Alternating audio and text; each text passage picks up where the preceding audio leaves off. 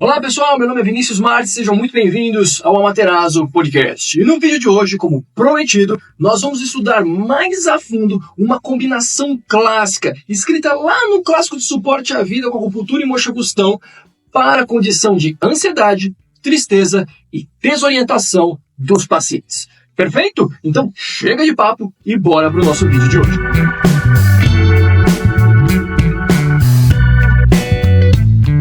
Coisa que nós vamos fazer é fazer uma breve introdução sobre o clássico de suporte à vida com acupuntura e moxa-gustão. Entender como que ele foi construído, quais eram seus entendimentos, suas bases, para que a gente possa compreender de forma mais aprofundada por que ele trabalha com determinados pontos, determinadas combinações que parecem um pouco distantes do que nós temos hoje. Tá bom? Então, vamos lá. Vamos com calma, vamos com cautela. Esse livro ele foi escrito em 1220 depois de Cristo, certo? Isso daqui foi na dinastia Song, então na era Song. Veja só, nesta época nós tínhamos uma visão um pouco diferente da acupuntura que nós temos hoje. Por quê? Graças à MTC, nós padronizamos o sistema de ensino. Só que para fazer isso, tivemos que escolher um estilo de medicina chinesa para ser seguido e pegar suas teorias e jogar para as demais vertentes. Então, o estilo escolhido, obviamente, foi a fitoterapia, que é a base da medicina chinesa, e o estilo escolhido dentro da fitoterapia foi o Shanhan, Tratado da Lesão por Frio, onde você tem sintomas. Esses sintomas podem ser gerados por síndromes distintas, então não basta tratar a doença, você tem que tratar o padrão, ou seja, a síndrome por trás daquela doença também. Então, aquilo ali construiu a base da MTC que nós temos hoje. Mas, ao longo do tempo, existiram diversos sistemas, diversos estilos de medicina chinesa, tá? Agora, graças a esse acontecimento, hoje a gente consegue conversar facilmente entre profissionais, porque o mundo inteiro faz a mesma coisa, ou deveria fazer a mesma coisa. Mas quando eu vou estudar os clássicos, eu preciso contextualizar aquela época. Então, nesta época, o clássico de suporte à vida com acupuntura e moxa-gustão foi redigido com base em um outro livro de diagnóstico, chamado Zhi Bing Yuan Hou Lui, escrito há algumas dinastias atrás, onde, muitos séculos atrás, onde ele buscou explicar as causas, as origens e os sinais e sintomas presentes em todas as doenças. Então dá para saber que é um livro enorme, né? E ali ele acreditava como? Olha, essa doença pertence a esses canais. Então, por exemplo, a paralisia facial pertence aos canais ians da face. Quando o fator patogênico do vento invade o ouvido, afeta esses canais. A partir disso, os profissionais da acupuntura começavam a investigar nesses canais quais eram os melhores pontos. Ou seja, a base da acupuntura tem um certo grau de diagnóstico, claro, de teorias de base, é fundamental, mas uma outra parte tão importante quanto é esta parte da nossa ciência que é empírica. Os testes. Coloca esse ponto, vê se funciona. Não funcionou, vamos outro. Vamos combinar esse com esse para ver o que acontece. E isso foi construindo e solidificando a base da acupuntura. Por exemplo, para ficar mais claro ainda, o pericárdio 6 é usado para problemas do tórax há muito tempo. Mas só em 1600 e bolinha que resolveram colocar ele como um dos pontos de comando. E colocaram lá que ele era o ponto de comando do tórax. Já se usava IG4 para problema da face há muito tempo. Mas só em 1600 colocaram lá a teoria dos pontos de comando e colocaram ele como comando da face. Se utilizava o baço 4 para tratar problemas de inversão de ti do estômago, problemas associados ao tórax, ao coração, há muito tempo. Mas só em 1700 e bolinha, quase 1800, é que fizeram lá os pontos de confluência dos vasos extraordinários e colocaram lá o baço 4 como ponto de confluência do Chomai. Percebe? Então primeiro veio a parte empírica e depois a teoria foi construída. Isso só foi diferente lá no início, lá na dinastia Han.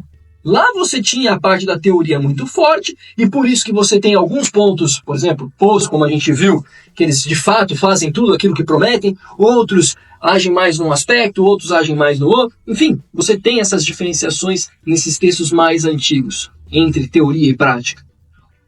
Porém, logo em seguida isso mudou, e a clínica começou a ganhar mais e mais e mais força.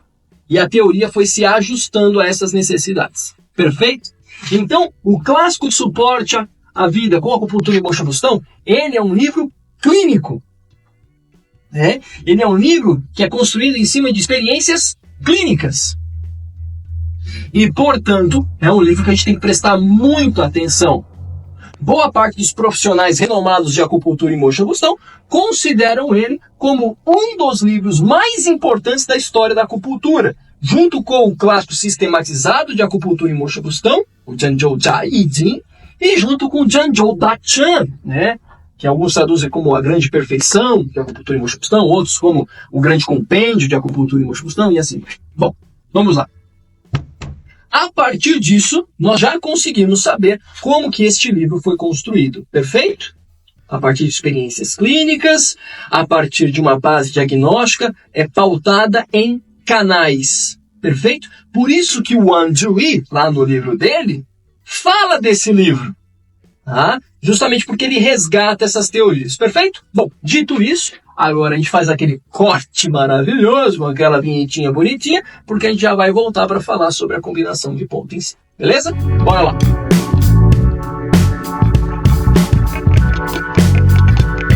Então, continuando, o clássico de suporte à vida com acupuntura e moxa-bustão aborda diversas condições, quase 200 condições diferentes, tá? Mas a que nós mais estamos interessados nesse momento é essa daqui: ansiedade, tristeza e desorientação. O que o clássico de suporte à vida recomenda para esta condição? São 3 pontos, tá?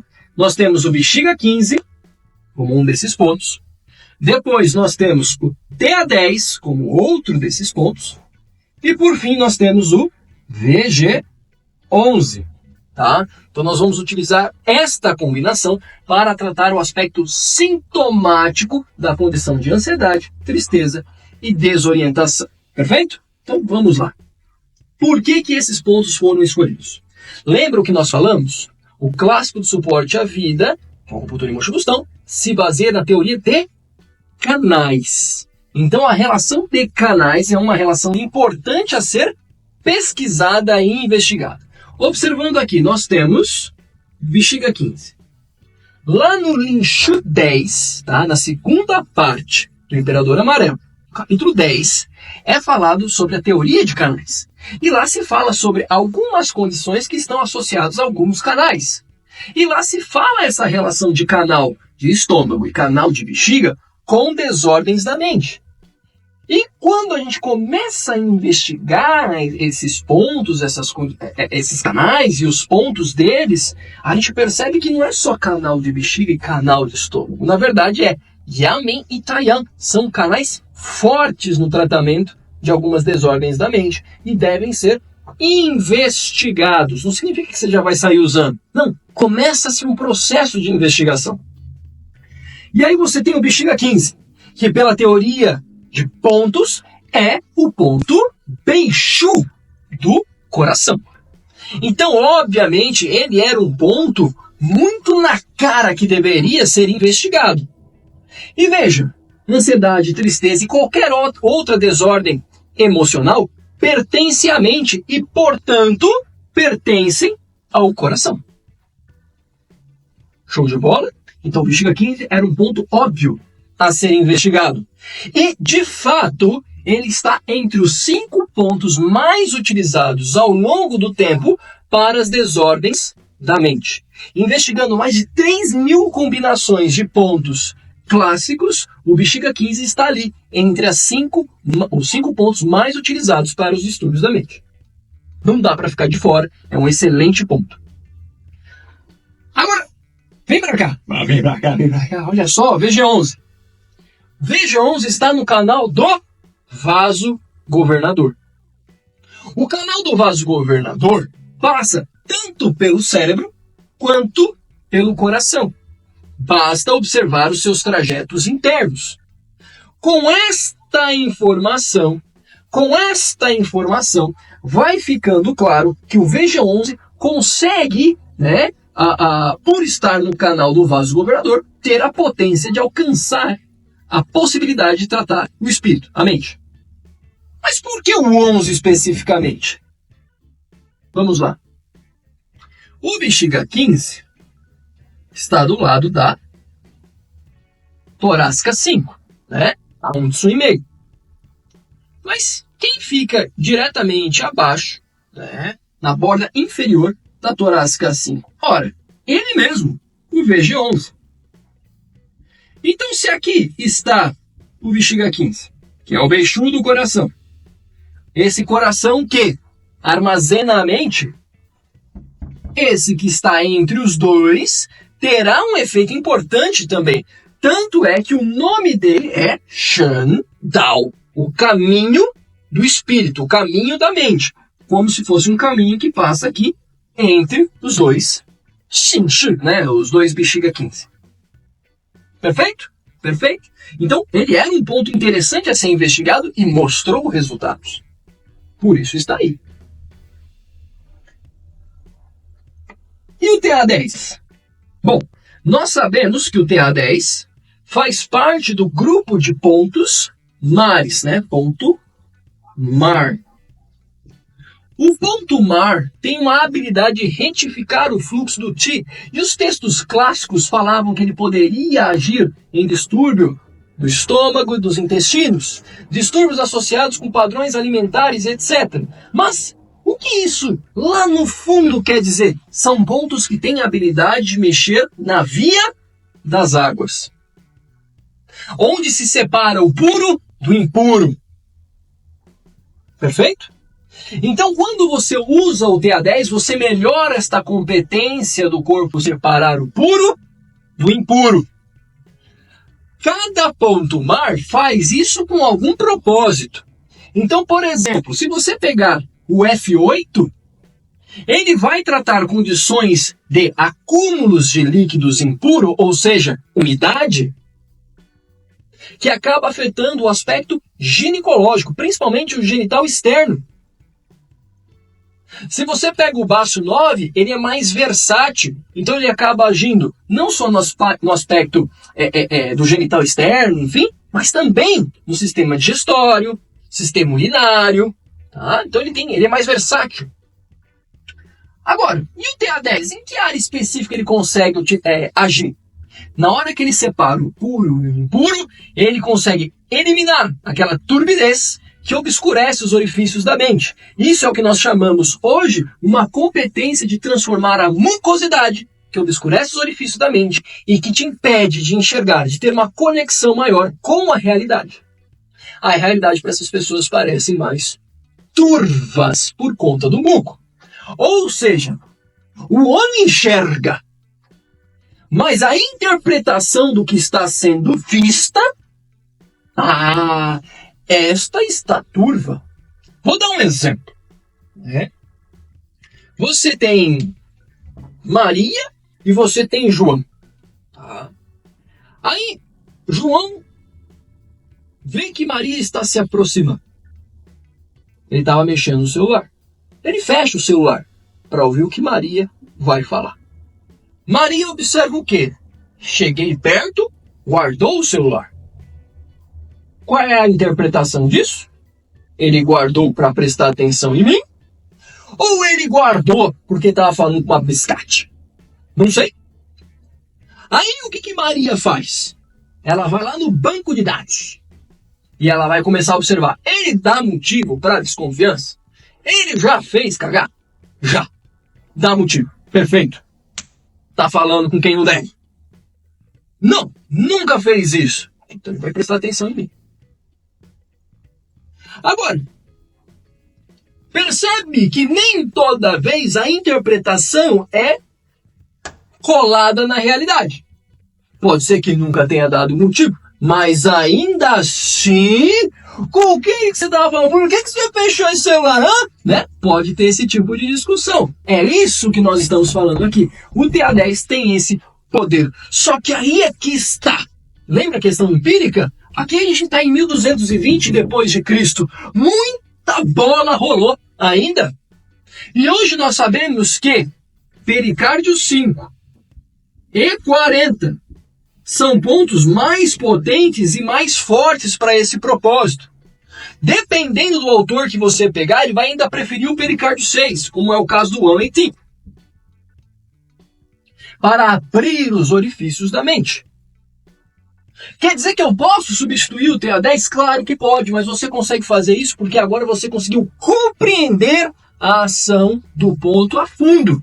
E aí você pode substituir por outro que tenha o mesmo propósito.